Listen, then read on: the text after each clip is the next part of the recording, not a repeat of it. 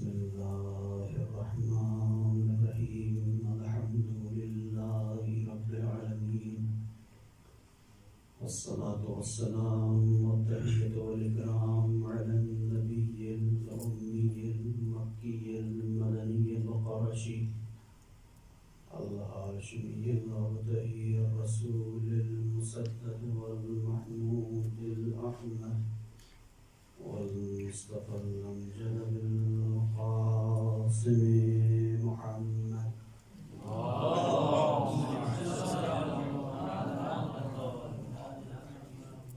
وعلى آله الطيبين الطاهرين المعصومين المظلومين لا سيما بقية الله الأعظم في الأرضين ولعنة الله على أعدائهم أجمعين من ليلنا هذا إلى قيام يوم الدين.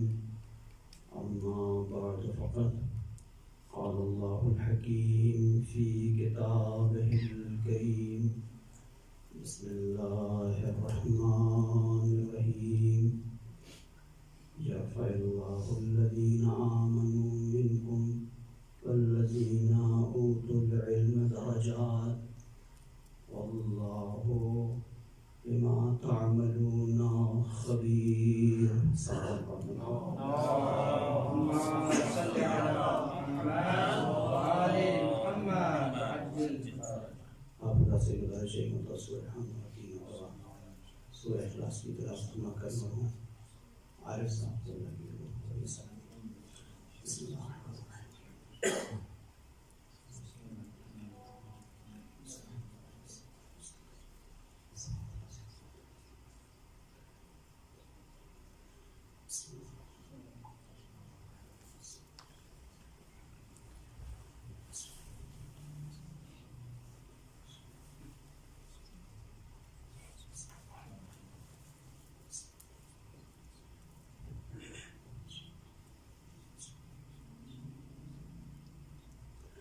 صلوات پر محمد و آل محمد.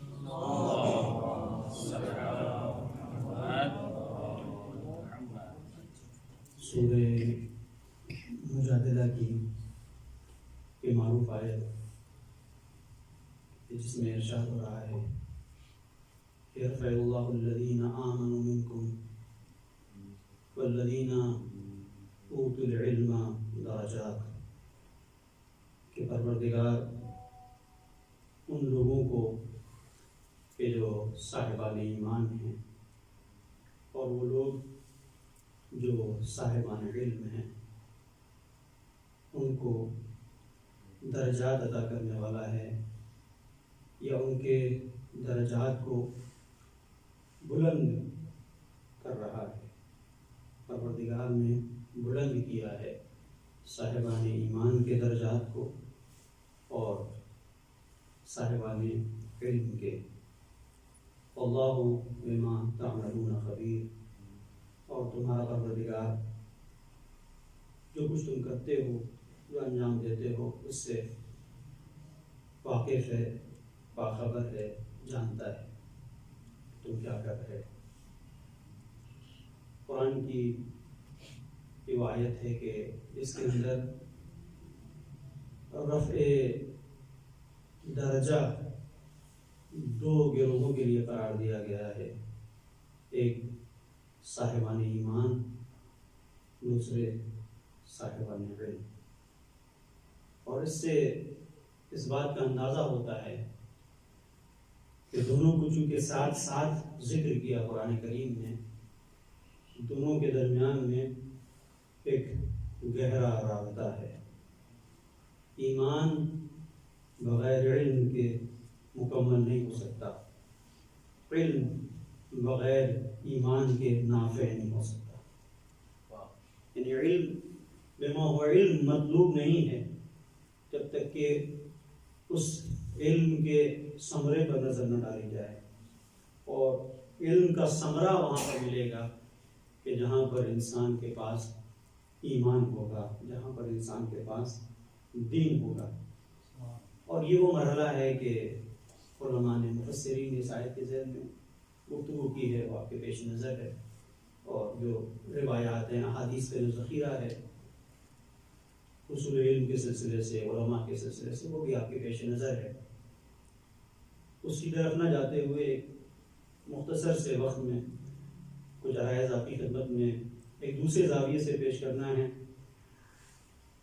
کہ جس میں ہم اگر اپنے آپ کو حیوانات سے اگر اپنا تقابل کریں اور دیکھیں کہ کیا چیز حیوان کے اندر نہیں ہے اور وہ کون سی چیز ہے جو ہمیں حیوان سے بافضیلت بنا رہی ہے، تو اگر ہم گہرائی سے دیکھیں گے تو ہمیں نظر آئے گا کہ وہ چیز جو حیوان کے پاس نہیں ہے وہ علم ہے، اور ہمیں جو چیز اعلیٰ مراتب پر فائز کر رہی ہے وہ علم ہے۔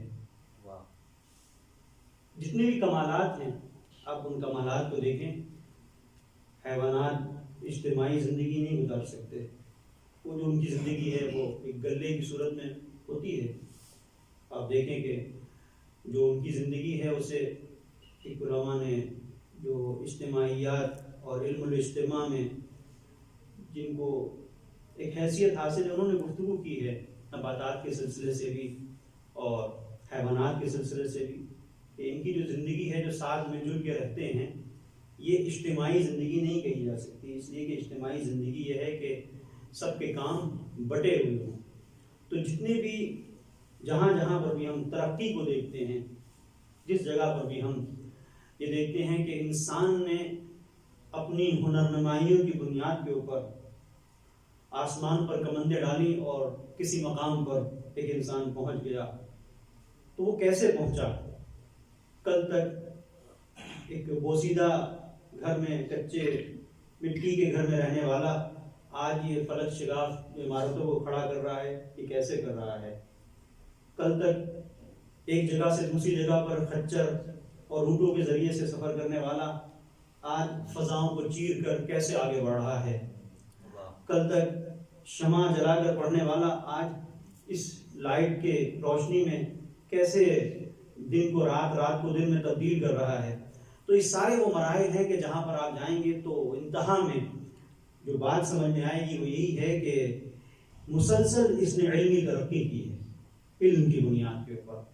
یہ علم ہے کہ جس کی بنیاد کے اوپر یہ آگے بڑھ رہا ہے، اور حیوانات کے یہاں یہ چیز نہیں پائی جاتی، ان کے یہاں حصول علم نہیں ہے۔ ہو سکتا ہے کہ کوئی کسی ایک فن کو، کسی ایک آرٹ کو اس طرح سے استعمال کرے، کچھ خاص چیزیں انہیں سکھا دی جائیں، لیکن وہ جو خاص چیزیں سیکھ بھی لیں گے تو وہ اپنے لیے کچھ نہیں کر سکتے۔ مداری کا بندر اس کو کرتب سکھا دے گا، فائدہ مداری کو ہونے والا ہے، اسے کچھ نہیں ہونے والا۔ تو جو کچھ بھی ہے وہ یہ ہے کہ انسان اس منزل پر ہے کہ اپنے علم سے وہ استفادہ کرتا ہے۔ اب یہاں پر ایک مرحلہ ہے، ہم سوچیں کہ جو ہمارا علم ہے، جس منزل پر ہم ہیں، جہاں تک ہم نے خود کو پہنچایا ہے، ہم اپنے علم سے قومی پیمانے پر خود استفادہ کر رہے ہیں یا دوسری قومیں ہیں کہ جو ہم سے استفادہ کر رہی ہیں؟ یہ ایک رخ ہے اور اس پر غور کرنے کی بات ہے۔ اور اگر ایسا نہیں ہے تو پھر وہ فضیلت کا گوشہ کہاں رہ گیا کہ ہم بالکل اسی حیوان کی طرح ہیں، اس مداری بندر کی طرح ہیں کہ جس نے بندر کو بہت کچھ سکھا دیا اس مداری نے، لیکن جو کچھ وہ حاصل کر رہا ہے وہ خود کر رہا ہے، جو کچھ وہ حاصل کر رہا ہے وہ خود کر رہا ہے، بندر کو کچھ نہیں مل رہا ہے، وہ صرف کرتب دکھا رہا ہے۔ تو اب یہی مرحلہ ہمارے ساتھ بھی ہے، ہمیں دیکھنا ہوگا کہ ہم نے جو علم، جو پیش رفت، جو کمال حاصل کیا ہے، اس کمال سے ہم کہاں تک پہنچے۔ یا کہیں ایسا تو نہیں ہے کہ ہمارے ذہنوں کو، ہماری فکروں کو استعمال کر کے کوئی اور ہمیں استعمال کر رہا ہو، اپنی راہ میں استعمال کر رہا ہو۔ شیخ مطہری نے ایک جگہ پر ایک مثال دی ہے اور خوبصورت مثال ہے، کہتے ہیں کہ آپ نے دیکھا ہوگا کہ کچھ لوگ قربانی کے موقع پر، خاص طور پر عید قربان میں بکرے لے کے آتے ہیں، تو ان بکروں میں جو بڑے بکرے ہوتے ہیں، مضبوط قسم کے، تو زیادہ تر بکرے وہ ہوتے ہیں جو خصی ہوتے ہیں، وہ خصی کر دیا جاتا ہے۔ ایک گفتگو انہوں نے کی ہے کہ وہ جو خصی اس نے کیا تو یہ بکرا موٹا ہو رہا ہے، خصی ہونے کی وجہ ظاہر ہے کہ تولید مثل نہیں ہے، سارے مسائل ہیں، تو جو کھا رہا ہے اس کی جان میں لگ رہا ہے، تو ہوتا بھی ہے کہ دیکھنے میں دوسرے بکروں سے الگ ہے. تو انہوں نے سوال کیا کہ یہ بتائیے کہ جو بکرا یہ موٹا تازہ فربا ہو رہا ہے تو کیا یہ اس کا فربا ہونا یا اس کا موٹا ہونا خود اس کے لیے کسی فائدے کا سبب بن رہا ہے یا نہیں؟ آخر میں جا کے اسے کٹ جانا ہے جتنا بھی موٹا ہو، تو آخر میں جا کے اسے حلال ہو جانا ہے. اور وہ جتنی بھی اپنے اندر پیش رفت کرتا ہے ظاہری طور پر اپنے جسم کے اندر، اس کے اندر جتنی بھی پیش رفت ہوتی ہے، اس سب کا جو فائدہ ملنے والا ہے اسے ملنے والا ہے جو بکرے کو پال رہا ہے، جو اسے کھلا رہا ہے، جو اسے کھلا رہا ہے، جو اسے پال رہا ہے. تو اصل منزل علم وہاں پر ہے کہ جہاں انسان اپنے علم اور ہنر کو، اپنی معلومات کو، اپنے جو اس کے اندر صلاحیتیں، ان صلاحیتوں کو اس منزل پر لے کے جائے کہ جہاں پر اپنے آپ بھی اپنے تشخص کے ساتھ جیے، اپنی قوم کو بھی تشخص دے. اور اگر ایسا نہیں ہے تو پھر وہی مثال خصی بکرے کی طرح ہے کہ انسان کچھ بھی کھائے گا، جہاں پر ہے، جس جگہ پر بھی رہ رہے ہیں، اگر آپ نے اپنا تشخص معین نہیں کیا ہے، اپنا ایک ہدف معین نہیں کیا ہے، تو سارے وسائل، ساری چیزیں، جتنے بھی امکانات ہیں، جو کچھ بھی آپ نے پڑھا ہے، وہ پھر کسی اور طرف جا رہا ہے. صلوات پڑھیں محمد علیہ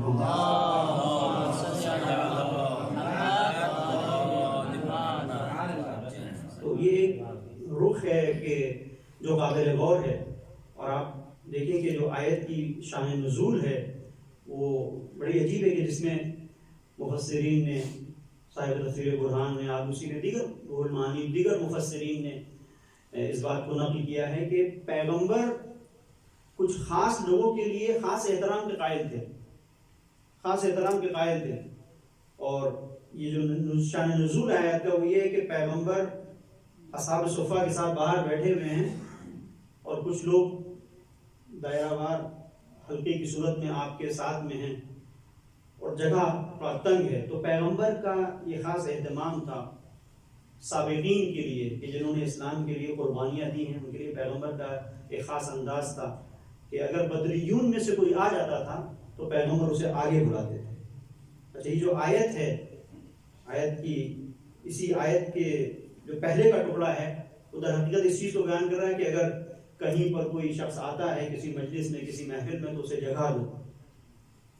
فَفْصَحُوا لَكُمْ، ظاہراً اس طرح سے کہ اسے جگہ دو، اس کو آنے دو. اس کے لیے قرآن نے ایک اخلاق کو بیان کیا ہے کہ امت پیغمبر کا اخلاق ایسا ہونا چاہیے اگر کوئی آیا ہے کسی جگہ پر تو نئے آنے والے کو جگہ دی جائے. اس چیز کو بیان کرنے کے بعد یہ آیت نازل ہوتی ہے، یرفع اللہ الذین آمنوا منکم والذین اوتوا العلم درجات. تو اس کا ربط کیا ہے اس سے کہ پیغمبر اصحاب صفہ کے ساتھ مثلا بیٹھے ہوئے ہیں، جگہ تنگ ہے. تو ربط یہ ہے کہ شان نزول جن مفسرین نے لکھا ہے، انہوں نے نقل کیا ہے کہ اصحاب بدر میں سے کچھ لوگ آتے ہیں اور جگہ چونکہ تنگ ہے کھڑے رہتے ہیں. اصحاب بدر میں سے کچھ لوگ آتے ہیں، جگہ تنگ ہے، کھڑے ہوئے ہیں، کوئی ان کو جگہ نہیں دیتا، سب رسول کے ارد گرد گھیرے ہوئے ہیں. تو رسول کھڑے ہو کر کچھ لوگوں کو اٹھاتے ہیں کہ فلاں تم اٹھو، فلاں تم اٹھو اور فلاں تم اٹھو. کچھ لوگوں کو رسول اٹھاتے ہیں، تم اٹھو. اور ان کو اٹھانے کے بعد اصحاب بدر کو وہاں پر لا کر بٹھاتے ہیں. اب جب اصحاب بدر کو اس جگہ پر، جب جگہ کو خالی کروایا اور کچھ لوگوں کو بٹھایا، تو اس کے بعد یہ آیت نازل ہوتی ہے کہ صاحبان ایمان کے لیے پروردگار کے نزدیک درجہ ہے. پروردگار نے ایک رفعت بخشی ہے صاحبان ایمان کو. اور وہ لوگ جو صاحبان ایمان ہیں انہی کو والذین اوتوا العلم درجات، جو صاحبان علم ہیں. دوسرے انداز سے قرآن کریم نے بیان کیا وہ جو صاحبان علم ہیں. اس کا مطلب یہ ہے کہ پیغمبر کے زمانے میں شاید سمجھ نہیں آتا ہے اور شان نزول سے کہ پیغمبر کے زمانے میں ایسا نہیں تھا کہ جو جنگ کرنے والے ہیں بالکل جاہل بجر ہوں، بس ان کو صرف تلوار چلانا آتی ہو. نہیں، جو بدر میں لڑنے والے تھے وہ لڑنے والے واقعی وہ تھے جو صاحب قلم بھی تھے، صاحب سیف بھی تھے. اس سے یہ بات سمجھ میں آتی ہے. اور یہی عالم اسلام کا المیہ ہے کہ بعض لوگوں نے چاہا کہ اسلام لوگوں تک پھیلے اور پہنچے، انہوں نے کہا کہ بھئی اسلحہ اٹھا لو. نہیں، اسلحہ اٹھانے سے پہلے اگر قلم اٹھایا ہوتا تو دلوں تک اسلام گھر چکا تھا. ایک صلوات پڑھ دیں محمد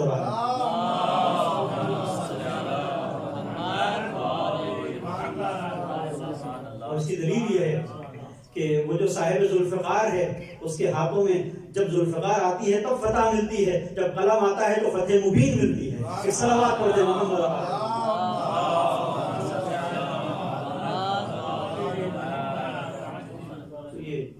علم کے سلسلے سے چونکہ بہرحال طالب علم کی سال ثواب کی مجلس ہے، اور یہ ایک رخ ہے کہ علم اگر ایمان کے ساتھ ہے تو مفید ہے، ورنہ علم بنا ہوا علم کوئی مطلوبیت نہیں رکھتا. آپ دیکھیں کہ شیخ بداری نے بھی اس پہ گفتگو کی ہے. ابن ہیثم جو علم فزک میں ایک جو بڑا نام ہے، جس کو یورپ نے بھی مانا ہے، اور ظاہراً جری بیکن یا جارج بیکن نام کی ایک شخصیت ہے یورپ میں کہ جن کو نوابغ میں شمار کیا جاتا ہے. وہ کہتے ہیں کہ جو کچھ میں نے سیکھا ہے ابن ہیثم سے سیکھا ہے. یہ قابل غور مرحلہ ہے کہ علم بما ہوا علم کبھی مفید نہیں ہوتا. علم کس دائرے کے اندر ہے اور علم کس کی خدمت میں ہے، یہ بہت اہم ہے. ڈوران نے خاص طور پر تاریخ تمدن میں اور گستاوین نے، یہ مختلف جو دانشور ہیں یورپ کے، انہوں نے اس کو نقل کیا ہے اس بات کو کہ ابن ہیثم نے جو ایک علم کا ایک نیا باب کھولا. آج جو آپ دیکھتے ہیں کہ جو دنیا میں فوٹو اور جو آپ کی ویڈیوگرافی ہے، فوٹوگرافی، یہ سب یہ کس منزل تک پہنچی ہے، کہاں تک انسان پہلے کس طرح سے ہوتا تھا کہ فوٹو کھینچا تو اس کے بعد رہتا تھا کہ بھائی یہ کھل نہ جائے کیمرہ، اس میں جو ہے ریل جو ہے وہ ہو جائے گی، اور نور پہنچ گیا تو سب ضائع ہو جائے گا. اس کو دھویا جاتا تھا کہ بھائی وہ دھلنے گئی ہے، پھر آپ سے لے کے آتے تھے سارے مسائل جو اس کی فلم ہوتی تھی نگیٹو. تو اب کتنی ترقی ہے ڈیجیٹل، کس طرح سے کہاں صنعت پہنچ گئی. لیکن آپ دیکھیں کہ یہ چاہے جتنی بھی فلمیں بن رہی ہوں یا جتنے بھی سیریل بن رہے ہوں، یہ جو کچھ بھی یہ سنیما کی جو صنعت ہے، یہ جس کا تعلق بھی نور سے ہے، یہ سب کے سب رہین منت ہے ابن ہیثم کے. کہ ابن ہیثم نے فزک میں ایک نظریہ دیا تھا کہ کس طرح سے اس نور کو اس انداز سے استعمال کیا جا سکتا ہے کہ ایک جگہ پر جا کر تصویر چھپ جائے. یہ انہوں نے نظریہ دیا تھا. تو جب انہوں نے نظریہ دیا، اس نظریے کی پھر ترویج ہوئی، آگے بڑھا علم نے ترقی کی، اور آج کہاں تک پہنچ گیا. شیخ بدری نے سوال کیا ہے کہ یہ جو ابن ہیثم نے یہ نظریہ فزک میں دیا کہ کس طرح سے نور کو مختلف انداز سے اگر ڈالا جائے تو اجسام کے اوپر کس طرح سے تصاویر سامنے آ سکتی ہیں، تو اسی سے متحرک تصاویر کا نظریہ سامنے آیا، اسی سے پھر یہ فلم کی صنعت اور یہ ساری چیزیں. تو آپ دیکھیں یہ سارے مسائل آپ کے پیش نظر ہیں. اس میں اچھی چیزیں بھی ہیں، اس میں بری چیزیں بھی ہیں.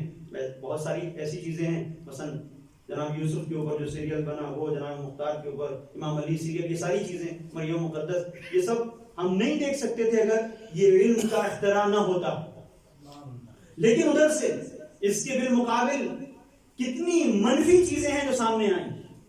تو کیا ابن ہیثم نے اس لیے یہ صنعت ایجاد کی تھی کہ مثلا فحاشی کے اڈے قائم ہوں یا فحش فلمیں ہوں یا اریاں فلمیں ہوں؟ قطعاً ایسا نہیں تھا. لیکن یہ علم اس منزل پر گیا، یہ علم گیا. اس علم کو کوئی روکنے والا نہیں تھا، اس علم کو کوئی روکنے والا نہیں تھا، اسے کمال کی راہ پر کوئی گامزن کرنے والا نہیں تھا. لہٰذا یہ ہمیشہ علم کے ساتھ ہے کہ علم بما ہوا علم مطلوب نہیں ہے. وہ انسان جو علم کو حاصل کر رہا ہے اس کے دل میں کیا پروان چڑھ رہا ہے، یہ بہت اہم ہے. اس کے دل میں کیا پروان چڑھ رہا ہے، یہ بہت اہم ہے. اسی لیے کہا گیا کہ علم وہاں پر مفید ہے کہ جہاں انسان علم کو حاصل کرے اور ظرف بندگی میں قرار دے. جب علم ظرف بندگی میں آتا ہے تو بندگی کی راہوں کو کھولتا ہے، شیطان کی راہوں کو بند کرتا ہے. لیکن جب یہ ظرف بندگی سے ہٹ جاتا ہے تو علم اللہ کی راہ سے چاہے اس نے حاصل کیا ہو لیکن شیطان کی راہوں کو کھولنے کا سبب بنتا ہے. ایک صلوات پڑھ دیں محمد علیہ.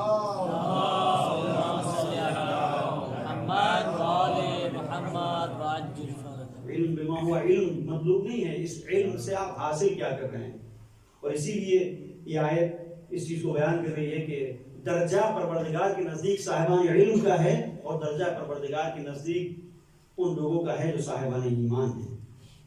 کیا صاحبان ایمان اپنے علم سے ثمر کھلاتے ہیں اور کیا کچھ حاصل کرتے ہیں، اسے اگر آپ دیکھنا ہو تو اس طرح سے سمجھ سکتے ہیں کہ وہ جو باب مدینۃ العلم ہے وہ کیا کچھ نہیں جانتا، لیکن وہ کہتا ہے ہا ہونا علم جمع، اس کے اپنے سینے کی طرف اشارہ کرتا ہے کوئی ہے نہیں جسے علم دے سکوں.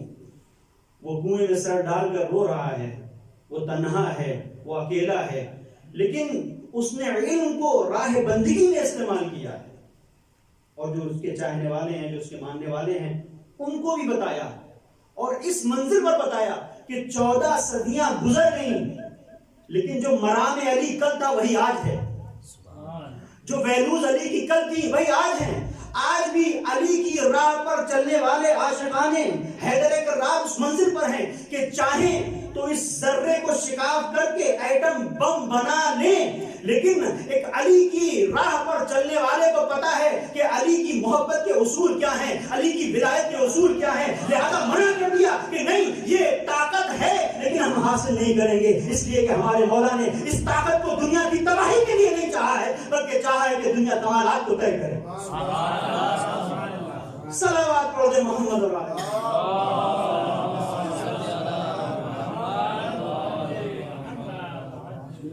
بہت ساری جگہیں یہاں پر یہ ہوتا ہے کہ بھائی یہ کیوں حرام قرار دے دیا گیا، یہ کیا رہبر نے جو فتویٰ دے دیا؟ یہ رہبر کا فتویٰ نہیں ہے، یہ وہی ہے جو تعلیمات علوی ہیں، یہ ان کی پرتو ہے، اس کی تجلی ہے. کل علی بھی چاہتے تو بہت کچھ کر سکتے تھے، پتہ بھی نہیں چلتا کہ کس طرح سے امیر شام کا تخت اٹھ کے آ گیا، کوئی بڑی بات نہیں تھی. آج آپ دیکھیں کہ کتنی ترقی ہے آج کی اس دنیا میں، کہاں سے کہاں انسان جا رہا ہے، کوئی بڑی چیز نہیں تھی. لیکن نہیں، مولا نے ہر ایک راہ کو استعمال نہیں کیا، ہر ایک ذریعہ استعمال نہیں کیا، اس لیے کہ علم جب ظرف بندگی میں آتا ہے تو اس کی ساری توجہ رہتی ہے کہ پروردگار تو کیا چاہتا ہے. اور یہی چیز آپ دیکھیں حضرت صدیقہ طاہرہ بی بی زہرا سلام علیہا کی ذات اقدس میں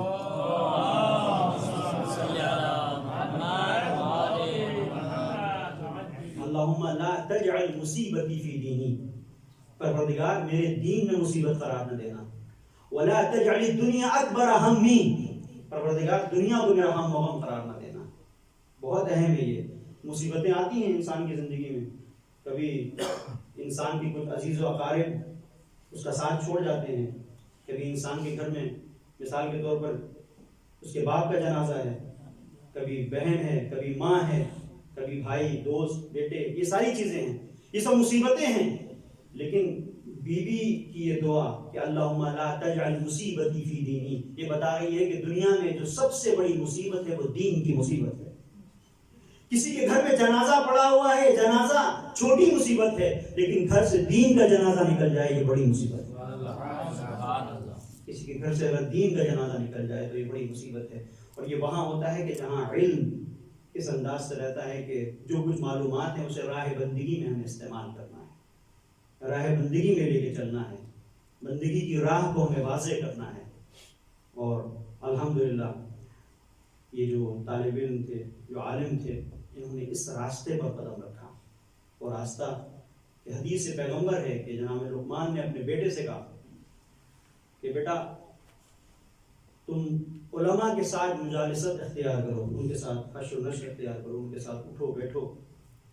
بیٹا حکماء کے اقوال کو سنو، اس لیے کہ حکماء کے اقوال اور علماء کے ساتھ حشر و نشر یہ دل کی مردہ زمین کو اس طرح سے زندہ کر دیتا ہے جیسے ایک بنجر زمین پر بارش ہوتی ہے تو یہ زمین زندہ ہو جاتی ہے. اس طریقے سے انسان کے دل کی زندگی اس طرح سے علم کی فوار سے، علم کی بارش سے عطا ہوتی ہے، زندگی ملتی ہے. لیکن یہ کہاں ہوتی ہے کہ جہاں انسان کے وجود کے اندر بندگی پائی جاتی ہو، ذوق تسلیم و رضا ہو، انسان وہاں پر اس مرحلے پر پہنچتا ہے. کہ آپ دیکھیں کہیں پر اس طرح کی مثالیں آپ کو نہیں ملیں گی. آپ نے نام سنا ہوگا آیت اللہ مرزا شیرازی کا، اور آیت اللہ محمد فشارقی کا بھی نام سنا ہوگا. آپ دیکھیں کہ کس طرح سے اپنے آپ کو کہاں تک پہنچایا محمد فشارقی نے، کہ آج مراجع میں، علماء میں نام آتا ہے تو بزرگ مراجع میں ان کا نام نہیں آتا، جبکہ ان کے سلسلے سے ملتا ہے کہ مرزا شیرازی کے زمانے ہی سے ان کے شاگرد تھے، اور اسی دور سے یہ بات طے تھی کہ اس کے بعد کے جو مرجع ہیں محمد شیرازی کے بعد، مرزا شیرازی کے بعد محمد فشارقی ہیں. لیکن ان کے ترجمے میں دیکھیں شرح حال میں کہ علم تھا لیکن صالح علم تھا، دین مصیبت کا شکار نہیں تھا، نتیجہ کیا ہوا؟ تو ان کے ترجمے میں یہ بات ملتی ہے کہ جب مرزا شیرازی کا انتقال ہوا اور ان تک یہ خبر پہنچی تو ان کو بتایا گیا، لوگوں نے آ کے بتایا، تو چاہنے والے ہوتے ہیں کہ حضور بہرحال آپ کی خدمت میں تعزیت کہ آپ کے استاد اس دنیا سے رخصت ہو گئے، اب یہ ذمہ داری آپ کے کانوں پر ہے۔ تو انہوں نے، ان کے ذہن میں خیال آیا کہ اب اتنی بڑی شیعت کی پوری مرجعیت کی ذمہ داری میرے کانوں پر ہے، اب میں مر جاؤں گا۔ یہ سوچا، اس سے بھی خیال آیا تھا۔ اس کے بعد وہ لوگ چلے گئے تعزیت وغیرہ پیش کر کے، اکیلے میں تنہائی میں انہوں نے اپنے کو اپنے خدا کے سامنے قرار دیا اور کہا کہ فشارے کی کتنی عجیب بات ہے کہ کچھ لوگ اگر آئے اور آنے کے بعد تمہیں تعزیت دے کہ انہوں نے کہا کہ ذمہ داری تمہارے کاندھوں پر ہے، تو تمہیں اس کا یقین ہو گیا، یعنی اس کا مطلب یہ ہے کہ تمہارے وجود کے اندر ابھی حب جاہ باقی ہے اور تم نے کچھ نہ کہا۔ اتنا گریہ کیا ان کے تذکرے میں ملتا ہے، اتنا گریہ کیا کہ آنکھیں سرخ ہو گئی، اور جب تشییع جنازہ ہو رہی ہے تو سب موجود ہیں، محمد فشارے کی نہیں لے کے آیا گیا کہ کیا ہے۔ تو اب کہا کہ میں مرجعیت کے لائق نہیں پاتا اپنے آپ کو، مرجعیت کے لائق نہیں پاتا۔ کیوں؟ کہا میرے دل میں خیال آ گیا کہ مرجعیت کی ذمہ داری میرے کانوں پر آنی ہے۔ یہ خیال آیا کیسے؟ میرے دل میں تو یہ آنا چاہیے، خدا تو جو ذمہ داری مجھے دے دے، میرے دل میں خیال آیا کیسے؟ پھر ساری زندگی انہوں نے مرجعیت کو قبول نہیں کیا۔ یہ اس طرح کی شخصیتیں کہاں ہوتی ہیں؟ یہ در علی پر پرورش پاتی ہیں۔ ایک صلوات پڑھیں محمد اور آل محمد۔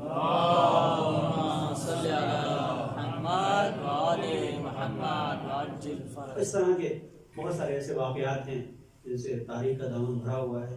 بہرحال منزل یہ ہے کہ جہاں انسان کے وجود کے اندر علم ہے، جہاں پر انسان کے وجود کے اندر تقویٰ ہے، بس یہی وہ مرحلہ ہے کہ پروردگار کی نظر بھی ہے، پروردگار انہیں کے درجات کو بلند بھی کرتا ہے۔ جس دور میں، جس زمانے میں ہم زندگی گزار رہے ہیں، یہ سخت ترین دور ہے اور عصر غیبت، اور اس میں علماء کی ذمہ داری، ایک طالب علم ہونے کی حیثیت سے ایک طالب علم کی ذمہ داری کہ جہاں پر صادق عالم محمد علیہ السلام کی حدیث ایک جھنجھوڑنے والی ہے کہ مجھے پسند نہیں ہے کہ ہماری راہ پر چلنے والے، ہمارے راستے پر چلنے والے دو حال سے خارج ہوں، نہ وہ پڑھ رہے ہوں نہ وہ پڑھا رہے ہوں۔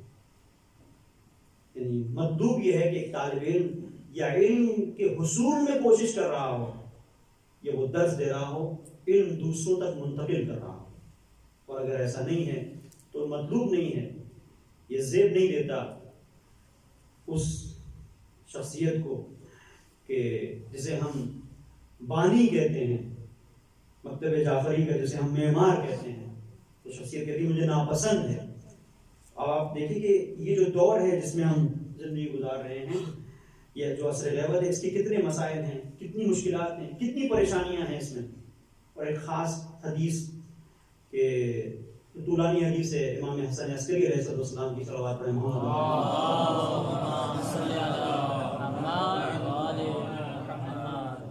کہ جہاں پر علماء کے ایک گروہ کو لعنت و ملامت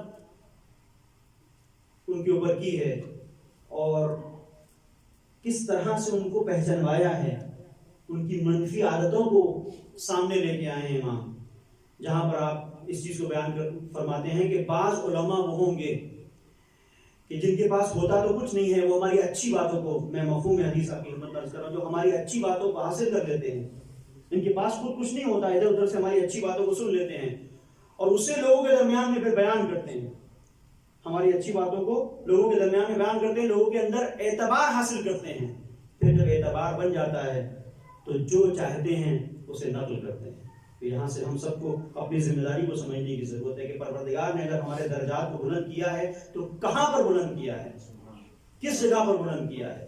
ایمان کے ساتھ اگر علم ہے تو ہمارا درجہ بلند ہے۔ امام ایک منزل پر اس چیز کو بیان فرماتے ہیں کہ یدخلون الشبہہ، کہ یہ شبہات کو داخل کرتے ہیں، الا ضعفاء شیعتنا، ہمارے جو شیعہ ضعیف ہیں عقائد میں، ان کے ذہنوں کے اندر یہ شبہات کو داخل کرتے ہیں، وَيُضِلُّونَهُمْ، اور انہیں بھٹکا دیتے ہیں راہ حق سے، وَيَمْنَعُونَهُمْ، اور ان کے لیے رکاوٹ بن جاتے ہیں، مانع بن جاتے ہیں۔ یہ پورا ایک حدیث ہے، اس میں سے میں صرف ایک جملہ آپ کی خدمت عرض کر رہا ہوں جس امام نے بیان کیا ہے کہ وہ لوگ ہیں کہ جو ہماری باتوں کو نقد کرتے ہیں، اس کے بعد پھر جب اعتبار حاصل کر لیں تو اپنی باتیں پیش کرتے ہیں۔ تو یہاں پر ہم سب کو اس رخ پر توجہ کرنے کی ضرورت ہے جسے امام نے بیان کیا کہ یہ کیا کرتے ہیں، شبہات کو بیان کرتے ہیں۔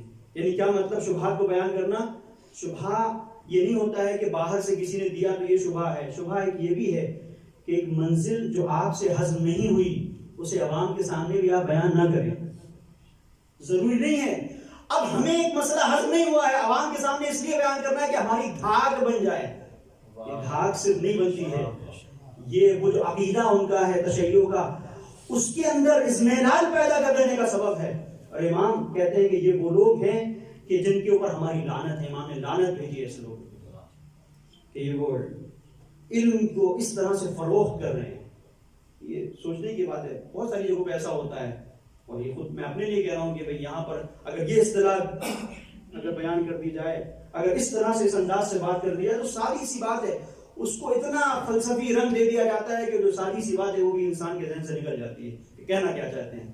انسان یقین لے کے آتا ہے، شک سے جاتا ہے اور شک کے ساتھ وابستہ ہو جاتا ہے، شکوک اور شبہات لے کے اٹھتا ہے، جبکہ وہ جب آیا تھا تو یقین کے ساتھ آیا تھا۔ تو اسی لیے آپ دیکھیں کہ ایک اور روایت جس کے اندر، اس کی طرف میں نہیں جاؤں گا، بس صرف ایک مرحلہ کے جہاں پر اس بات کو بیان کیا گیا کہ کن علماء کی تم باتوں کو سنو، کہا ان کی باتوں کو سنو کہ جن کے پاس جب تم جاؤ تمہارے یقین کے اندر اضافہ ہو، سبحان اللہ، تمہارے یقین کے اندر اضافہ ہو۔ تو اس کا مطلب یہ ہے کہ یہ جو دور ہے کہ جس میں ہم جی رہے ہیں، جو عصر غیبت ہے، یہ ایک سخت ترین دور ہے، اور یہی وجہ ہے کہ مولا کائنات امیر المومنین علی بن ابی طالب علیہ السلام کو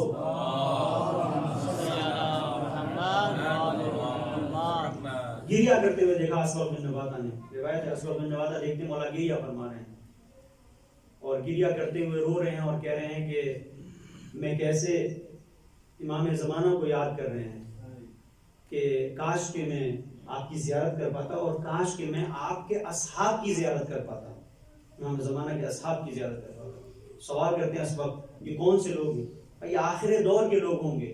اور اسی قسم کی دوسری روایتیں ہیں جہاں پر ایک شخص آتا ہے عید کے دن امام جعفر صادق علیہ السلام کو دیکھتے ہیں، صلوات پڑھیں محمد وآل محمد،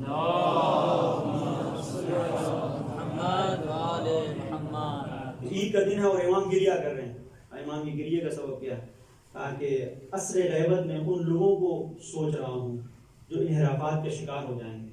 آج آپ دیکھیں ہمارے سامنے دو طرح کی فضا ہے، ایک فضا انحراف کی ہے، ایک فضا انتظار کی ہے۔ انحراف ہر طرف ہر ایک منزل پر چاہتا ہے کہ جو کچھ بھی عقائد کی اگر عمارت ہے تو وہ ڈھہ جائے، انسان کی فکری اگر بنیادیں ہیں تو ختم ہو جائیں، انسان کی ثقافت ختم ہو جائے۔ اس انحراف کو آپ دیکھیں کہ کبھی ابتذال کے ساتھ آتا ہے، کبھی فحشا کے ساتھ آتا ہے، کبھی آئیڈیالوجی کو خراب کرتا ہے، تصور کائنات کو خراب کرتا ہے۔ کتنا انحراف ہے اور کس کس طریقے کا انحراف ہے۔ اس انحراف کے مقابلے پر اگر کوئی نظریہ ہے تو وہ نظریہ انتظار ہے، اور اس انتظار کے نظریے پر کون سے لوگ ہیں جو خود بھی وابستہ ہیں اور لوگوں کو اس طرف لے کے آ رہے ہیں، تو وہاں ملے گا یہی علماء ہیں، یہی طالب علم ہیں جو بظاہر قسم پرسی کی زندگی گزارتے ہیں، کچھ نہیں ہوتا ان کے پاس، مشکلات میں جیتے ہیں، لیکن اس راہ کو نہیں چھوڑتے جو راہ علی کی راہ ہے، اس راستے کو نہیں چھوڑتے جو راستہ نبی کا راستہ ہے۔ اور یہ اس انتظار کی ڈگر پر لوگوں کو قائم رکھنے کے لیے، گامزن رکھنے کے لیے کوششیں کرتے ہیں۔ تو ان کی جو کوششیں ہیں یقیناً پھر پروردگار کی عطا ہوتی ہے، پروردگار کی عنایت ہوتی ہے، اور پروردگار انہی لوگوں کو درجات عطا کرتا ہے۔ ورنہ آپ دیکھیں کہ علماء کے سلسلے سے جو صورتحال ہے اور جو مسائل ہیں، جو جہاں پر حماقتیں ہیں اور جہاں پر لوگ نہیں پہچانتے، اور نتیجہ یہ ہوتا ہے کہ خود اپنا نقصان کرتے ہیں۔ علماء سے جہاں پر فرار ہے، آپ اس کو دیکھیں اور روایت کو دیکھیں کہ پیغمبر کیا فرماتے ہیں؟ بہت ساری مشکلیں آج ہمارے سماج اور معاشرے میں اسی بنیاد کے اوپر ہیں کہ وہ لوگ جو انتظار کی ڈگر سے آپ کو جوڑنا چاہتے ہیں، سماج اور معاشرے میں کچھ ایسی فکریں انڈیل دی گئی ہیں کہ لوگ ان سے بدزن ہیں، ان سے بھاگتے ہیں، ان سے فرار کرتے ہیں. اور یہ آج کی بات نہیں ہے، پیغمبر اس کی پیشنگوئی کر کے گئے تھے کہ سیاتی زمان علی امتی یفرون من العلماء کما یفر الغنم من الذئب. ایک زمانہ وہ آئے گا کہ لوگ علماء سے ایسے بھاگیں گے جیسے کوئی بھیڑیے کو دیکھ کے بھاگتی ہے، کوئی گوسفند بھاگتی ہے بھیڑیوں کو دیکھ کے. درندہ بھیڑیا آ رہا ہے تو درندہ بھیڑیا آ رہا ہے، کھا جائے گا. لوگوں کے ذہنوں میں، دل و دماغ میں جہاں پر بھی صحیح عالم ہے اس کی تصویر یہی ہے، کیونکہ وہ ہر چیز کو کہتا ہے یہ غلط ہے، جو رواج ہے یہ غلط ہے، جو خرافات یہ غلط ہے. راہ انتظار پہ تم یہ دیکھو کہ تمہارا امام کس طرف جا رہا ہے. راہ انحراف تو بہت بڑا ہے، وہاں پر سب کچھ ہوتا رہے گا، لیکن ہمیں یہ دیکھنا ہے کہ ہمارا امام ہمیں کس طرف لے کے جا رہا ہے. تو اب یہ رخ ہے کہ لوگوں کے ذہنوں کے اندر یہ بات ڈال دی گئی ہے کہ یہ لوگ خطرناک ہیں، یہ دین کے دشمن ہیں. آپ دیکھیں کہ صرف آج کی بات نہیں ہے. میں نے کہیں کسی بزرگ سے سنا تھا، علامہ غلام عسکری طاہر السلام مرحوم کے سلسلے سے، کہ بعض جگہوں پر کسی دیہات میں کسی جگہ پر مصیبتوں کے ساتھ، پریشانیوں کے ساتھ داخل ہوتے تھے تو بعض لوگ اس طرح کے کہتے تھے کہ وہ عقیدے کا چور آ گیا، عقیدہ چورانے والا ہے. اور وہ شخصیت کہ جس نے لوگوں کے ذہن و دل و دماغ میں بتایا کہ خدا کیا ہے، صفات خدا کیا ہیں، ذات پروردگار کیا ہے، امامت کیا ہے، اسے عقیدے کا چور بنا کے پیش کیا جا رہا تھا. لیکن یہ ایک پروردگار درجہ عطا کرتا ہے کہ وہ سارے جو عقیدے کے چور نہیں تھے، عقیدے کی حفاظت کرنے والے تھے، ان کا کوئی نام لینے والا نہیں ہے، لیکن وہ جسے عقیدے کا چور کہہ رہے تھے، جہاں جہاں آپ چلے جائیں کشمیر سے کنیا کماری تک سب اسے سلام عقیدت پیش کر رہے ہیں کہ آج جو عقیدہ ہے تمہاری وجہ سے. سبحان اللہ، سبحان اللہ. ایک صلوات پڑھ دیں محمد اور آلہ.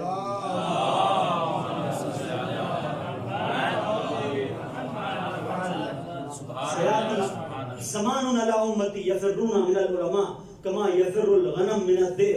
ایسے بھاگیں گے جیسے بکری، جیسے گوسفند، جیسے گائے ایک بھیڑیوں کو دیکھ کے بھاگتی ہے، ایسے بھاگیں گے. وَإِذَا كَانَ كَذَلِكَ، اور جب ایسا ہو جائے گا، ابتلاهم اللہ بثلاثة اشیاء، تو پروردگار 3 چیزوں میں مبتلا کر دے گا. یرفع اللہ تعالی البرکہ من اموالہم، ان کے مال سے برکت ختم ہو جائے گی. اب یہ رہے گا کہ شو روم تو بہت بڑا ہے لیکن برکت نہیں ہے، کارخانہ تو بہت بڑا ہے چل نہیں رہا ہے، جاب تو بہت اچھی ہے آمدنی نہیں ہے. یہ سارے مسائل، یہ ساری چیزیں آج آپ دیکھ رہے ہیں کہ کس طرح سے ہے کہ پروردگار اس بنیاد کے اوپر، چونکہ تم علماء سے بھاگ رہے ہو، اس کا مطلب یہ ہے کہ تم مجھ سے بھاگ رہے ہو. یہ علماء اپنے لیے کچھ تھوڑی نہیں کرتے ہیں، یہ تمہیں میری راہ پر لینے کے لیے کوشش کرتے ہیں کہ تم اللہ کی راہ سے وابستہ ہو. یہ راہ انتظار پر لے کے آتے ہیں، یہ راہ انتظار راہ بندگی ہے. اور تم ان سے بھاگو کہ نتیجہ کیا ہوگا کہ مال سے برکت ختم ہو جاتی ہے. پھر اس کے بعد صلت اللہ تعالی علیہم سلطانا جائرا، پروردگار ایک ظالم حاکم کو ان پر مسلط کر دے گا. یخرجون من الدنیا بلا ایمان، یخرجون من الدنیا بلا ایمان، یہ دنیا سے اٹھیں گے تو بغیر ایمان کے اٹھیں گے، صرف علماء سے فرار. اور اس کے نتیجے میں سارے مسائل، اس کی بھی تشریح اور توضیح ہو سکتی تھی لیکن دامن وقت میں گنجائش نہیں، اس کو چھوڑ رہا ہوں. تو نتیجہ یہ ہے کہ آج کے دور میں اگر ہم غور کریں تو یہ جو ہمارے سامنے 2 نظریے ہیں، ایک انحراف اور ایک انتظار. ایک طالب علم کا جو ہم و غم ہے وہ یہ کہ وہ راہ انتظار پہ خود بھی گامزن رہے اور راہ انتظار پر قوم کو بھی لے کے آئے. اگر قوم راہ انتظار پہ چلے گی تو یہ وہی راستہ ہے، میں طاہرین کا راستہ ہے، یہ وہی راستہ ہے کیونکہ مراجع اسی کے اوپر گامزن ہے، یہ وہی راستہ ہے جو ہمیں مطلوب تک پہنچانے والا ہے. لیکن بہرحال اگر اس راہ سے ہٹ جائیں گے تو سارے انحرافات آپ دیکھیں، سارے مسائل آپ دیکھیں کہ قوم پھر کس جگہ پر ہوتی ہے، کس منزل پر ہوتی ہے. اس کی صلاحیتیں اپنی ہوتی ہیں، اس کے اندر استعداد خود کی ہے، فکر اس کی خود کی ہے، لیکن استعمال کوئی اور کر رہا ہے. یہ زمانہ استعمال کا بہت آگے بڑھ چکا ہے، جہاں پر ایت اللہ حائری شیرازی نے بڑی خوبصورت بات کہی کہ ایک پرانا زمانہ ہوتا تھا کہ جس میں تاخت و تاز کے ذریعے سے، عسکری تاخت و تاز کے ذریعے سے، لشکر کشی کے ذریعے سے دوسرے ملک کی سرحدوں میں داخل ہو کے لوٹ مار کی جاتی تھی. آج لوٹ مار کرنے کے لیے سرحدوں میں جانے کی ضرورت نہیں ہے. انسان کی فکر کی سرحد پر قبضہ کرنے کی ضرورت ہے. اور فکروں پر قبضہ کس طرح سے ہوتا ہے؟ فکروں پر قبضہ قلم کے ذریعے سے ہوتا ہے، فکروں پر قبضہ زبان کے ذریعے سے ہوتا ہے. اب اگر ہمارا قلم مطالب سے خالی ہو، ہماری زبان اس کے اندر اگر مطالب نہ ہو، نتیجہ کیا ہے؟ جو قوم جس صورتحال سے گزر رہی ہے وہ آپ کے پیش نظر ہے. ویسے تو میں نے آپ کی چینل ختم کیا ایک طالب علم کے اثار ثواب کی مجلس کہ جہاں پر ان کے چاہنے والوں نے مکتب اہل بیت اطہار علیہ السلام سے جو تعلیمات حاصل کی اس کا ثبوت دیتے ہوئے اپنے اس بھائی کے غم میں فرش اعزا بچھا دیا. اور یہ درس ہے اہل بیت کا کہ اگر کوئی تمہارا عزیز، تمہارا کوئی جاننے والا، تمہارا کوئی قریبی اس دنیا سے اٹھ جائے تو اس کے لیے تعزیت، اس کے گھر پر تعزیت کے لیے جاؤ، شفقت کے کچھ ہمدردی کے جملے بولو. یہی ہے در اہل بیت سے ہم نے یہی سیکھا ہے. کہیں ہم نے یہ نہیں دیکھا کہ کسی کے گھر سے جنازہ اٹھا ہو اور ابھی باپ کا کفن میلا بھی نہ ہوا ہو اور لوگ لکڑیاں لے کے آ جائیں دروازے کو جلانے کے لیے. یہ صرف در زہرا کے ساتھ ہوا. عزیزوں، آج شب جمعہ ہے، شب زیارت امام حسین علیہ السلام. یقیناً اس طالب علم نے بڑی سختیوں کے ساتھ زندگی گزاری، مشکلات میں زندگی گزاری، لیکن اس طالب علم کا درجہ ہے پروردگار کی بارگاہ میں کہ صاحب ایمان بھی تھا، صاحب علم بھی تھا. بہرحال جو لوگ ان سے واقف ہیں وہ جانتے ہیں کہ کتنی پریشانیوں میں، کتنی تکلیف میں اس دنیا سے رخصت ہوئے. لیکن ہمارے یہاں یہی ہے کہ اگر کسی کے ساتھ مصیبت ہو، پریشانی ہو تو ہم اسے یاد کرتے ہیں کہ جیسے رولا رولا کر ستا ستا کر. اور آج چونکہ شب زیارت امام حسین علیہ السلام ہے، ایک واقعہ اور میں سہمت کافی تمام کر رہا ہوں اپنے مسائل. آپ نے ملا چاوشی کا نام یقیناً سنا ہے، اور سنا ہے بارہا اس واقعے کو کہ کس طرح سے مازندران کے رہنے والے، خاص طور پر شیخ مہدی مازندرانی نے جو مصنف ہیں کوکب دری کے آثار الحسینیہ بھی ان کی کتاب ہے، انہوں نے اس واقعے کو نقل بھی کیا ہے کہ جہاں پر زیارت امام حسین علیہ السلام کے لیے ملا عباس چاوشی ہمیشہ جایا کرتے تھے. اور ایک مرحلہ وہ آیا کہ جب وہ زیارت کے لیے نہیں جا سکتے تھے اور انہوں نے محسوس کیا کہ اس سال یہ زیارت کا شرف مجھے نصیب نہیں ہوگا، اور انہوں نے ارادے کو ملتوی کر دیا. تو کچھ لوگ آئے کہ ملا عباس سب تو زیارت کے لیے جا رہے ہیں، تم زیارت امام حسین کے لیے نہیں جاؤ گے؟ کہا کچھ مشکلیں ہیں، کچھ پریشانیاں ہیں، مسائل ہیں. کہا ہم تمہاری پریشانیوں کو حل کریں گے، ہم مشکلات کو حل کریں گے. شب جمعہ ہم یہاں پر بیٹھے ہوئے ہیں، جو افراد بھی زیارت کے مشتاق ہیں، کربلا جانا چاہتے ہیں، لحاظ اہل بیت اطہار علیہ السلام، پروردگار ان کو توفیق دے کہ امام حسین علیہ السلام کی زیارت کر سکے. اور عباس جو بھی مشکل ہے ہم حل کریں گے. چلو 30 جوانوں کے بارے میں لکھا ہے شیخ مہدی مازندرانی نے. 30 جوان آئے کہ چلو پرچم تھے ان کے پاس، چونکہ تم ہی نوحہ پڑھنے والے ہو، تم ہی ذکر مسائل حسینی کو بیان کرتے ہو، چلو ہمارے ساتھ، ہم تمہاری مشکل کو حل کریں گے. اگر ایسا ہے تو چلتے ہیں. پہنچے، بس میں مختصر کروں، اس مقام پر پہنچے کہ جہاں پر اب ان کا مسکن نظر آیا کہ یہاں پر جائے قیام ہے، یہاں پر ٹھہرنا ہے. ظاہر ہے کہ آج کا زمانہ نہیں تھا، ناکوں کے ذریعے سے، گھوڑوں کے ذریعے سے، کھچروں کے ذریعے سے پہنچتے تھے. اپنے کھچروں کو نیچے باندھ دیا. اس کے بعد انہوں نے کہا کہ دور سے چونکہ حرم نظر آ رہا ہے تو اپنے ساتھ میں جو جوان آئے تو ان سے کہا چلو چلتے ہیں پہلے زیارت کے لیے، زیارت کر لیتے ہیں. عزیزو یہاں پر ایک مرحلہ ہے کہ آپ دیکھیں کہ جس کی بھی معصوم کی آپ زیارت کے لیے جائیں ہے کہ غسل زیارت کیا جائے. یہ صرف تنہا حسین ہے کہ جس کے لیے ہے کہ جس حالت میں ہو حسین کی زیارت کے لیے جائیں، جس حالت میں ہو حسین کی زیارت. شاید وجہ یہ رہی ہو کہ ایک مقام پر ایک بیٹے نے، جوان بیٹے نے بکھری ہوئی لاشوں کو دیکھا اور پھوپھی اماں سے کہا تھا پھوپھی اماں انہوں نے اپنے کچھ داہے نجس کو تو دفن کر دیا، میرے بابا کا جنازہ جلدی میں زمین پر ایک دو کفن پڑا ہوا. پھوپھی فاطمہ نے کیا کہا تھا؟ بیٹا ایک دن وہ آئے گا کہ جب یہاں پر روضے اقدس کی تعمیر ہوگی، لوگ آئیں گے، ہجوم ہوگا، تو اسے جسے کفن نہ ملا، اسے جسے بے غسل و کفن کس طرح سے چھوڑ دیا گیا، اس کی زیارت کے لیے پروردگار نے خاص یہ اہتمام کیا ہے کہ جس انداز سے بھی ہو، اگر تو خاک میں اٹے ہوئے ہو، حسین کی زیارت کے لیے آؤ۔ وہ ایک مرتبہ کہتے ہیں کہ جوانوں چلو، جوان بھی تیار ہو جاتے ہیں، حرم میں داخل ہوئے، حرم میں زیارت کی۔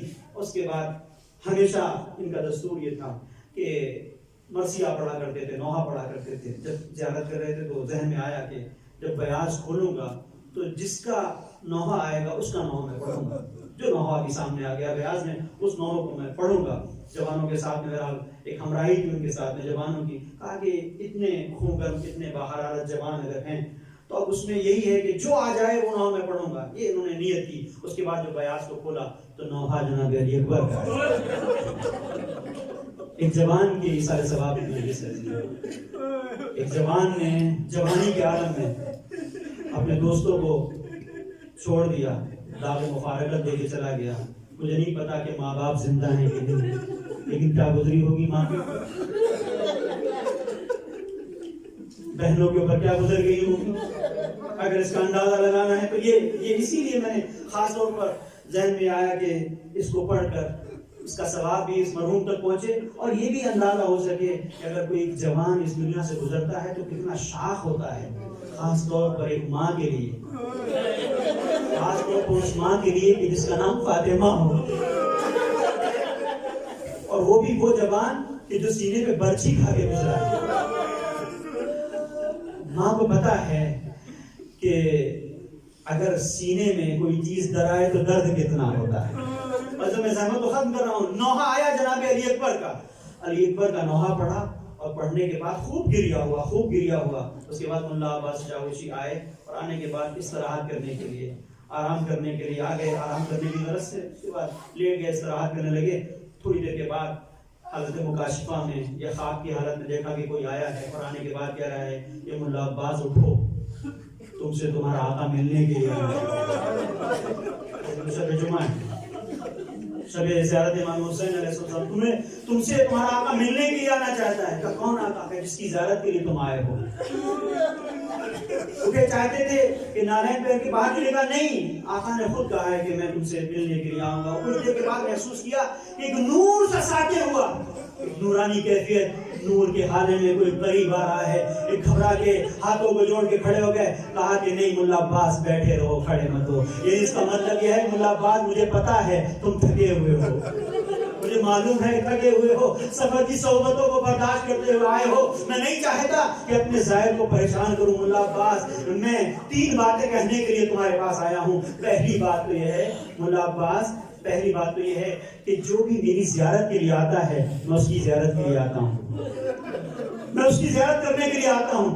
مولا دوسری بات یہ ہے ملا عباس، تم جو مازندران کے علاقے میں مجالس عطا وفا کرتے ہو، مجالس ہوتی ہیں، گریہ ہوتا ہے، ماتم ہوتا ہے، تو وہاں پر بہت سارے لوگ ہیں جو اس مجالس اعضاء میں شریک ہوتے ہیں، محتمم ہیں اس کے، بہت سارے لوگ ہیں۔ کوئی کچھ کرتا ہے، کوئی کچھ کرتا ہے، کوئی دسترخوان بچھاتا ہے، کوئی نیاز کا اہتمام کرتا ہے، کوئی نظر نظر، سب کرتے ہیں۔ ان میں سے ایک شخص ہے جس کی بساط بہت زیادہ نہیں ہے، بہت کچھ زیادہ کر نہیں سکتا، وہ اتنا کرتا ہے کہ جہاں پر مجلس ہو رہی ہوتی ہے وہ آ کے دروازے پہ بیٹھ جاتا ہے اور میرے عزاداروں کی جوتیوں کو دیکھتا ہے، ان کے پاس بیٹھ جاتا ہے۔ اے ملا عباس میرے اس عزادار کو میرا سلام کہہ دینا۔ اس کا مطلب یہ ہے کہ ایمان کسی کو فراموش نہیں کرتے، میرے اس عزادار کو میرا سلام کہہ دینا۔ ہاتھوں کو جوڑا۔ مولا یہ بتائیے تیسری بات کیا ہے؟ تیسری بات یہ ہے ملا عباس جب بھی تم شب جمعہ ہو اور حرم میں زیارت کے لیے آؤ تو آنے کے بعد میرے کڑیل جوان علی اکبر کے مصائب نہ پڑھنا، نوحہ نہ پڑھنا۔ ہاتھوں کو جوڑا۔ کیا مولا غلط پڑھ دیا؟ کہ نہیں تمہیں نہیں پتا، شب جمعہ میری ماں فاطمہ، دو جملے میں نے زحمت کو ختم کر دیا، میری ماں فاطمہ، تو جناب فاطمہ زہرا کے پیش نظر سارے مصائب کربلا ہیں، سارے مصائب کربلا ہیں۔ فاطمہ کے پیش نظر وہ مرحلہ بھی ہے جب حسین اپنے جوان قاسم کی لاش کو، پامان لاش کو اٹھا رہے تھے، وہ مرحلہ بھی ہے جب حسین اپنے ساتھی اپنے بالکل قریبی دوست حبیب کی لاش پر پہنچے تھے تو یہ بھی بہت سخت مرحلہ ہے. اور جب امام حسین علیہ السلام نے جناب ابو الفضل عباس 36 سالہ بھائی کے 2 بازو اٹھائے تھے وہ بھی سخت مرحلہ ہے. اور اس سے سخت کہ جہاں پر امام حسین علیہ السلام کے ہاتھوں پر جناب علی اصغر کا ننھا لاشا تھا, کبھی آگے بڑھتے تھے کبھی پیچھے ہٹتے تھے. انا للہ و انا الیہ راجعون, یہ سخت ترین منزل تھی. لیکن یہ کیا ہے کہ جناب علی اکبر, میں سوچ رہا تھا ایک ہی بات سمجھ میں آئی, 2 جملے میں نے مجلس کو ختم کر دیا, ایک جوان کی مجلس ہے. ایک ہی بات اس لیے اتنا سخت ہے بی بی زہرا کے لیے. ابھی ایام فاطمیہ گزرے ہیں, ادائے فاطمیہ. ابھی تو آپ کو پتا ہے کہ منزل کیا تھی. ارے کس طرح سے بی بی نے خود بیان کیا ہے کہ کس طرح میں پشت در تھی ورقل الباب, اس نے آ کے کس طرح سے دروازے پر دھکا مارا, نہیں اپنے پیروں سے دھکا مارا, ورقہ علیہ, اور وہ میرے اوپر گر پڑا. وانا عامل وسقط علی وجہہ, ارے میں زمین پر منہ کے بل گر پڑی. عزیزو کس لیے بی بی یہ کہہ رہی ہے کہ مجھے علی اکبر کے مصائب سننے کے لیے ارے صبر کا ارادہ نہیں رہتا, اس لیے کہ بی بی کے ساتھ جو ہوا ارے اس سے ملتا جلتا علی اکبر کے ساتھ بھی ہوا. شاید بی بی آواز دے رہی ہو, اے میرے لال علی اکبر, میں بھی 18 سال کی, تو بھی 18 سال کا, ارے میرے سینے میں میخے درد آئی. اے میرے لال, ارے تیرے سینے میں برچھی کا پھل, ارے سیدہ جان رہی تھی. ارے جب کس طرح سے سینے میں کوئی میخ آ جاتی ہے, ارے کتنا درد کی کیفیت ہوتی ہے, کتنا بے چینی ہوتی ہے. یہی وجہ ہے کہ اس درد کو در کیا سیدہ نے. اے میرے لال, ارے سینے میں برچھی کا پھل لگا, ارے تو نے بھی وہی کیا جو میں نے کیا. 2 جملے مجلس ختم ہو گئی. جب مولا کائنات آئے ہیں اور دیکھا ہے بی بی سیدہ کو اور وصیت نامے کو نکالا ہے, تو ابھی تو علماء نے لکھا کہ دائنا ہاتھ دائیں رخسار پر تھا, دائنا ہاتھ دائیں رخسار میں تھا. یعنی فاطمہ کچھ چھپانا چاہتی تھی. یہ فاطمہ کے گھر کی ریت ہے کہ یہاں اپنے غموں کو دکھاتے نہیں ہیں, زخموں کو چھپایا جاتا ہے. بھئی یہی چیز علی اکبر کے یہاں بھی ملی. جب حسین, ارے بیٹا آواز دو, میرے لال کہاں ہو, ارے دکھائی نہیں دیتا, یہ کہتے ہوئے پہنچے تو کیا دیکھا, علی اکبر نے سینے پہ ہاتھ رکھا ہوا ہے. ارے زخم کو چھپا کے بتا رہے ہیں, کل دادی نے اپنا زخم چھپایا تھا. ارے تماچوں کے نشان امام وقت کو دکھانا نہ چاہا. ارے میں بھی نہیں چاہتا, ارے سیدہ کا پوتا ہوں, فاطمہ کی آغوش کا پروردہ ہوں. ارے میں کیسے امام وقت کو, اپنے بابا کو اپنی حالت دکھا دوں. ایک مرتبہ امام نے کہا, اے علی اکبر ہاتھوں کو ہٹاؤ. اب جو ہاتھوں کو ہٹایا کیا دیکھا, برچھی کی انگلی ٹوٹ چکی ہے. اے میرے لال, ارے یہ کیا ہو گیا, 2 زانو ہو کے بیٹھ گئے حسین, آستینوں کو الٹا. ایک مرتبہ اپنے انگشت مبارک کو لیا, انگلیوں سے ارے نیزے کی انگلی پر پکڑا, بسم اللہ وباللہ وعلی ملت رسول اللہ. اب جو نیزے کی انگلی کو کھینچا, ارے خون تازہ جوش مارنے لگا, اپنے آپ کو گرا دیا. مقتل کے ایک جملہ زحمت کو میں نے ختم کر دیا. اب جو دیکھا کہ کلی الجوان ایک یہاں رگڑ رہا ہے, کچھ نہ کر سکے حسین, وضع خطہ والا خطے, اپنے رخسارے کو علی اکبر کے رخسار پہ رکھ دیا. ایک مرثیہ, لقد استرحیت من ہم الدنیا وغمہا وبقی ابوک وحیدا فریدا. اے میرے لال خدا حافظ, ارے تم تو غم دنیا سے نجات پا گئے, اپنے بابا کو در در کی ٹھوکریں کھانے کے لیے تنہا چھوڑ دیا. سیعلم الذین ظلموا